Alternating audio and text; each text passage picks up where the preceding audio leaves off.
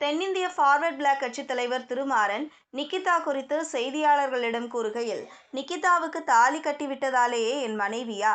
திருமணமான இரவே பாலும் பழமும் சாப்பிடுவதற்கு முன்பே ஓடிவிட்டார்.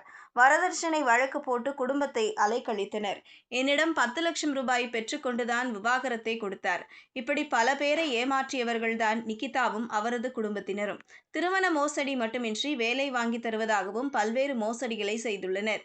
திருமணங்களை செய்துவிட்டு அவர்களை காவல்துறை, நீதிமன்றங்கள் என அலையவிட்டு அவர்களிடமிருந்து 10 லட்சம் ரூபாய், 20 லட்சம் ரூபாய் பறித்துவிட்டு விவாகரத்து தருவதுதான் இந்த கும்பலின் வேலை. இதேபோல வேலை வாங்கி தருவதாகவும் பலரிடம் மோசடி செய்திருக்கிறது இந்த கும்பல். நிகிதா தமது நகை காணாமல் போனதாக சொல்வது எல்லாம் பொய்யாகத்தான் இருக்கும். கோவிலில் காவலாளி அஜித்குமாருடன் வாக்குவாதம் ஏற்பட்டிருக்கும். அதற்காக அவர் மீது நகை திருட்டு பழியை போட்டிருப்பார்.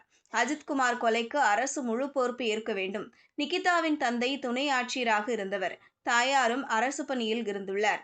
இந்த செல்வாக்கை வைத்துக்கொண்டு மக்களை அச்சுறுத்துவது, ஏமாற்றியும் வந்தனர்.